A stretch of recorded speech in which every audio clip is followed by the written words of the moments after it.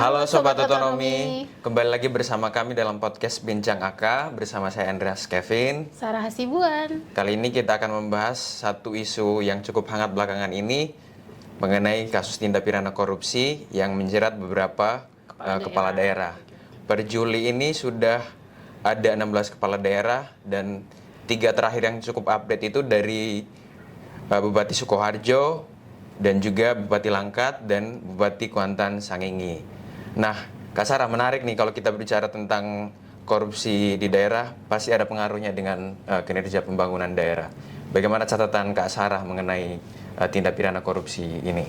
Oke, terima kasih banyak Mas Kevin gitu ya. Kalau kita bicara soal tindak pidana korupsi, nah ini kan merupakan hasil interaksi ya antara sistem politik dan juga lemahnya tata kelola pemerintahan gitu ya. Artinya ketika misalnya pengawasan ini berjalan efektif, terus ada partisipasi dan kontrol masyarakat di dalamnya, terus ada transparansi dan akuntabilitas dalam pengadaan barang dan jasa dan pelaksanaan program pemerintah, praktik korupsi ini sebenarnya bisa dicegah ya di daerah dan bisa diminimalisir bahkan tidak ada gitu. Tapi yang menjadi persoalan hari ini tata kelola pemerintahan kita kan hancur ya, bisa dibilang seperti itu gitu, sehingga mendorong atau praktik ini selalu berulang kalau kita bicara korupsi, Mas Kevin.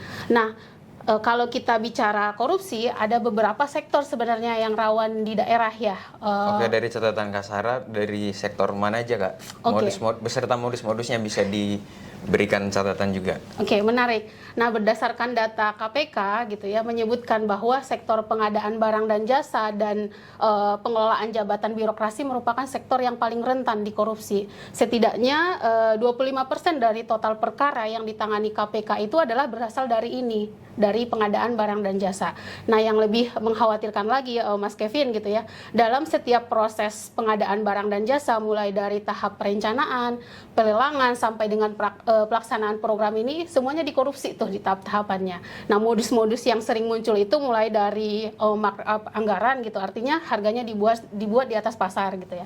Lalu yang kedua bisa jadi juga suap, persekongkolan gitu ya pada saat pelelangan misalnya supaya dia punya tender ini masuk gitu ya. Belum lagi pemalsuan dokumen. Cuman yang menjadi catatan kita adalah pergantian pemimpin gitu ya, baik itu kepala daerah maupun presiden, ini tuh belum mampu memutus mata rantai korupsi gitu ya. Padahal kita tuh udah tahu polanya gitu ya, modusnya di mana aja gitu, mulai dari pengaturan proyek misalnya, suap, jual beli jabatan, kita udah tahu sektor-sektor itu tuh yang gampang dikorupsi. Tetapi siapapun presidennya, siapapun kepala daerahnya, persoalan ini sulit untuk dihapuskan gitu atau dihilangkan gitu. Ini bahaya laten berarti ya. Jadi kalau sekilas kita lihat ada 2 tindak pidana malah yang muncul. Satu tadi tindak pidana korupsi, satunya lagi mematikan persaingan usaha, yang mana itu sudah diatur dalam Undang-Undang Anti Monopoli dan Persaingan Usaha Tidak Sehat.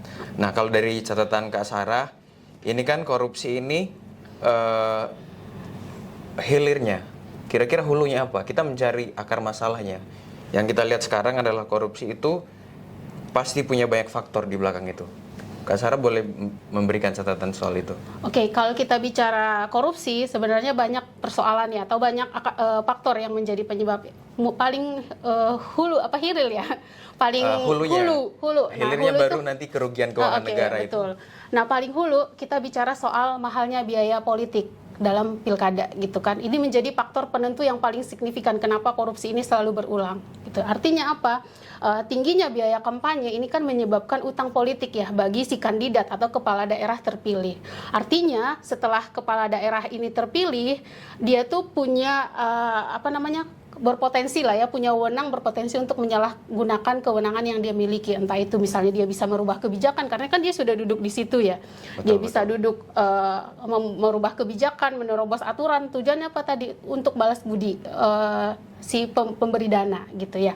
Lalu yang kedua, sistem politik dan kepartaian kita juga masih memberikan ruang ya terhadap biaya pilkada yang sangat mahal.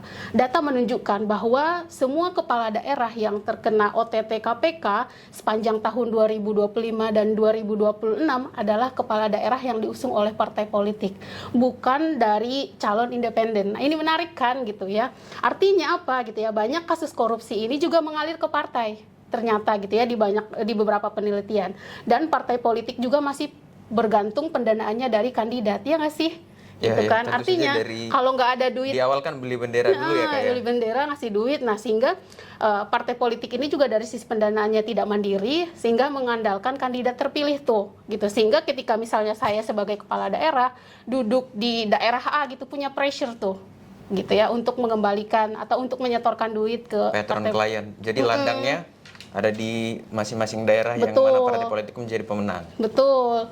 Nah, itu yang kedua ya. Yang ketiga, kita bicara soal lemahnya rekrutmen partai politik ya. Ini bicara soal kaderisasi yang bukan berbasis pada meritokrasi dan integritas.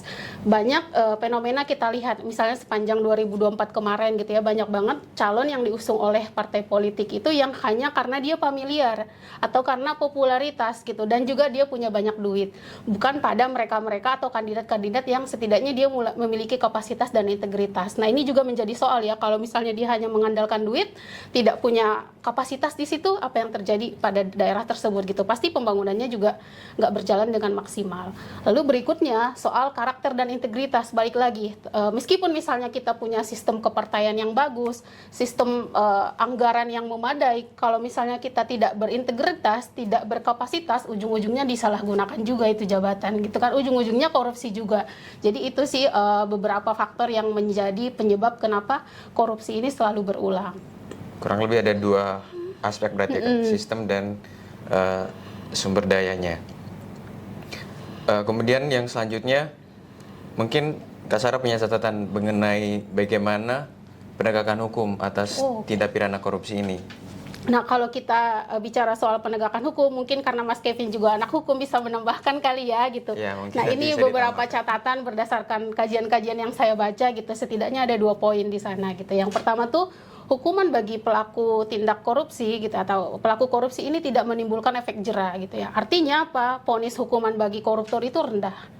Lalu yang kedua, bahkan ketika misalnya dia di penjara, dia dapat remisi gitu. Artinya hukuman yang dijatuhkan aparat kepada pelaku korupsi gitu atau koruptor ini lebih ringan dibandingkan misalnya risiko yang dia terima. Which is, gue korupsi aja besar-besaran, kok gue di penjara cuma 5 tahun gitu, habis itu gue pensiun dini, hidup tenang dan seterusnya kan. Itu kalau saja seperti itu seperti ya. itu, tapi faktanya yang terlihat hari-hari ini gitu kan ya, hukuman bagi perilaku koruptor itu ringan dan seterusnya. Lalu yang kedua, di beberapa studi juga menyebutkan bahwa tindak pidana korupsi ini seringkali melibatkan aparat penegak hukum. Iya kan Mas Kevin ya? Ya, dan ada keterlibatan juga ya, seperti yang belakangan terjadi lah ya. Gitu kan. Dan yang paling terakhir itu soal ini Mas Kevin, undang-undang perampasan aset yang tidak kunjung dibahas padahal dia sudah masuk dalam prolegnas gitu kan. Pada dasarnya tujuan undang-undang perampasan aset itu kan untuk memiskinkan koruptor. Atau mungkin Mas Kevin ada tambahan gitu ya mengenai soal penegakan hukum ini. Menarik nih Kak Sarah soal korupsi ya. Jadi kalau kita lihat paradigmanya, apakah korupsi itu berorientasi pada pemulihan aset negara? Sejauh ini pendekatan kita dalam penegakan hukum belum mengarah ke situ.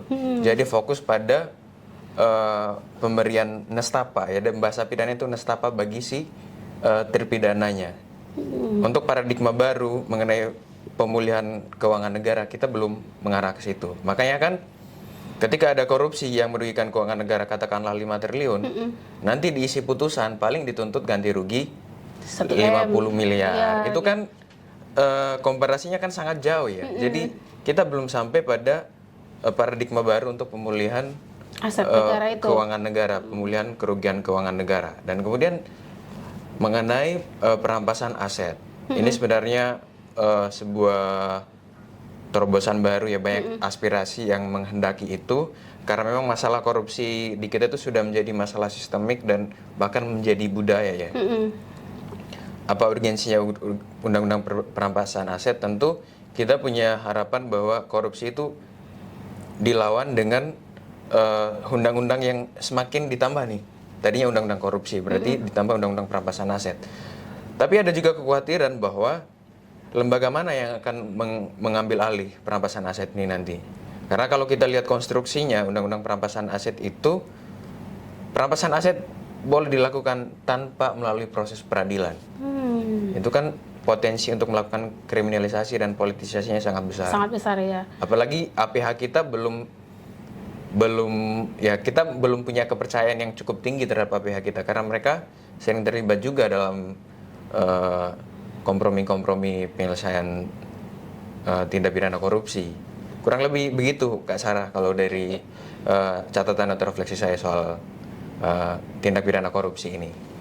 Oke, menarik. Berarti bermasalah juga ya sebenarnya perampasan aset itu. Yang penting perlu ditegaskan dulu gitu ya, siapa yang menjadi apa sih namanya tadi, penanggung lembaga yang menanggung jawab ini gitu ya. Oke. Termasuk kalau misalnya kita sebagai organisasi masyarakat sipil CSO, kita mengharapkan yang namanya meaningful participation ketika undang-undang ini masih dalam proses rancangan. Ya. Itu yang kita harapkan tentunya. Oke Kak Sarak. Menurut saya korupsi itu terjadi karena memang ada peluang, ada kesempatan, ada celah. Nah, menurut catatan Kak Sarah, kira-kira dari bagian mananya korupsi itu memang membuka celah bagi kepala daerah untuk melakukan tindak pidana itu? Oke, menarik juga ini. Kalau kita lihat selama ini pengawasan terhadap tindak pidana korupsi itu kan masih lemah ya gitu. Artinya kepala daerah ini kan kalau kita bicara wewenang dia luas gitu ya. Dia punya kuasa atas anggaran atau APBD di daerah, lalu dia punya kuasa juga untuk mengeluarkan izin-izin proyek gitu ya. Kewenangan yang luas ini tidak dibarengi dengan pengawasan gitu ya, pengawasan yang maksimal gitu ya. Sehingga dari beberapa catatan penelitian menyebutkan bahwa pengawasan dari aparatur internal pemerintah maupun eksternal pemerintah ini masih lemah. Artinya di sini pengawasan yang dilakukan oleh DPRD misalnya, dilakukan oleh APIP dan BPK ini sering bersifat administratif gitu ya. Artinya pembinaan pengawasan ini hanya diperuntukkan untuk patuh terhadap NSPK sebenarnya, norma standar prosedur dan kriteria gitu ya, dari pemerintah tadi yang melakukan pengawasan. Nah, kondisi ini juga membuat kepala daerah lebih fokus untuk memenuhi persyaratan administratif gitu ya, dalam perencanaan misalnya, penganggaran hingga penyusunan kebijakan, ketimbang misalnya membangun kapasitas tata kelola pemerintahan dan integritasnya. Nah, di berbagai studi juga menyebutkan bahwa inspektorat di daerah ini sering tidak independen dan bahkan di bawah kepala daerah, padahal kan inspektorat itu lembaga pengawas ya di daerah, tapi dia cenderung tidak independen dalam artian dikendalikan oleh kepala daerah, sehingga implikasinya pengawasan ini menjadi tidak berjalan maksimal. Lalu yang menjadi perhatian juga pengawasan soal partisipasi publik gitu ya. Meskipun misalnya kita sudah banyak aturan yang mengatur soal partisipasi publik, nah ini juga dalam implementasinya masih bermasalah dan masih lemah gitu ya. Kenapa bisa lemah gitu ya? Masyarakat sipil seperti kita gitu ya, tidak memiliki ruang yang cukup memadai untuk misalnya terlibat dalam perencanaan, penganggaran dan evaluasi kebijakan. Nah, ketika misalnya ini tidak terlibat atau minim partisipasi gitu kan, ini juga akan berpotensi menghambat pembangunan di daerah. Tadi kalau kita bicara korupsi, selain menyebabkan kerugian negara, tapi dampak yang paling dahsyatnya itu adalah pembangunan daerah itu menjadi stagnan. Gitu apalagi ya. Berhubungan dengan pelayanan dasar misalnya. Iya, pembangunan daerah menjadi stagnan, ekonomi menjadi mahal karena kan dipangkas tuh dari mana-mana.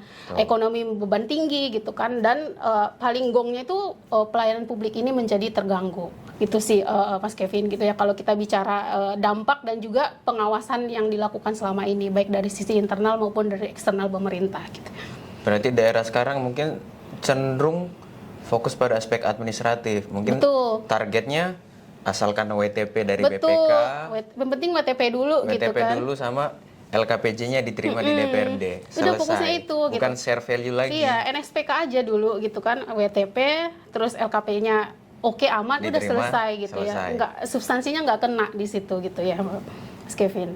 Kemudian pada akhirnya melihat sejumlah fakta mengenai kepala daerah tadi ya, korupsi. Per Juli sudah ada 16 orang dan update terbaru itu ada 3 kepala daerah yang di OTT. Dalam beberapa hari dalam lagi beberapa hari dan cukup berdekatan. Kalau dari catatan Kak Sarah, kira-kira kedepannya supaya daerah ini semakin secure daripada tindak pidana korupsi, apa rekomendasinya? Apa catatan Kak Sarah?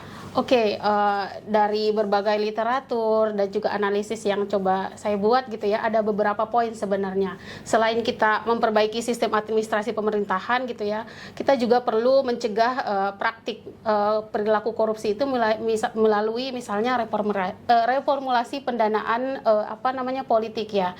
Artinya di sini bagaimana mengurangi ketergantungan pendanaan gitu ya terhadap kandidat atau kepala daerah gitu, sehingga partai politik itu juga mandiri gitu ya. Lalu yang kedua, perlu meningkatkan transparansi nih sumber-sumber pendanaan dari partai politik, baik itu saat kampanye sampai dengan proses pilkada ini selesai.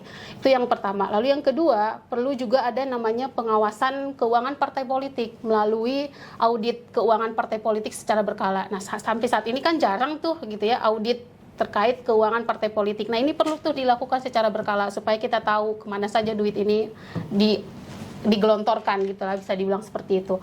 Lalu yang ketiga, soal rekrutmen penyelenggara pemilu tuh itu juga perlu transparansi dan akuntabilitas gitu ya, bagaimana sistemnya dan seterusnya itu harus dibuka kepada publik. Dan yang terakhir, penegakan hukum dan penegakan hukum dan konsistensinya juga perlu ditingkatkan lagi gitu ya, dipertahankan. Lalu yang terakhir soal penguatan integritas dan pendidikan karakter bagi si kepala daerah. Nah, ini juga penting gitu. Kalau percuma kalau misalnya kita punya sistem bagus, pendanaannya oke gitu, tapi kalau integritas dan kapabilitas si kepala daerah atau calon kepala daerah ini nggak ada, sama aja gitu ya. Potensi-potensi korupsi itu tetap ada gitu ya. Sehingga itu beberapa poin mungkin Mas Kevin yang perlu diperhatikan gitu ya. Oke, terima kasih Kak Sarah. Berarti tadi ada beberapa aktor yang kita lihat ya, partai politik, lembaga penyelenggara dan pengawas ya, KPU, Bawaslu, termasuk DKPP juga mungkin, dan aparat penegak hukumnya. Harapannya semua institusi ini segera berbenah. Mungkin dari segi, kalau di hukum itu kan kita mengenal 3 hal ya. Substansi, berarti peraturan perundang-undangnya, struktur itu berarti lembaganya, dan culture itu budayanya. Kalau soal partai politik, mungkin yang perlu diupayakan secepatnya juga merevisi undang-undang partai politik. Revisi undang-undang partai politik, pemilu gitu ya, pilkada gitu ya. Itu semua juga dalam satu paket. Bahkan ada yang mewacanakan dibikin kodifikasi di dalam satu kitab undang-undang tertentu ya di sektor kepemiluan. Ya, tapi untuk sampai ke sana itu kembali lagi kepada political will, kembali lagi pada konsensus di parlemen sana. Ya. Jadi kita sebagai masyarakat sipil ya mungkin bisa menyuarakan ini bahwa memang sebaiknya sistem harus berbenah, dan sejalan dengan itu perbaikan SDM juga harus diupayakan di masing-masing instansi ya. Satu catatan tadi bahwa harus meningkatkan kinerja, integritas, kejujuran, kapasitas. Menarik sekali Kak Sarah. Mungkin demikian ya rekan-rekan semua, bincang AK kali ini kita sudah membahas tentang tindak pidana korupsi. Sampai jumpa dalam konten kita berikutnya. See you guys.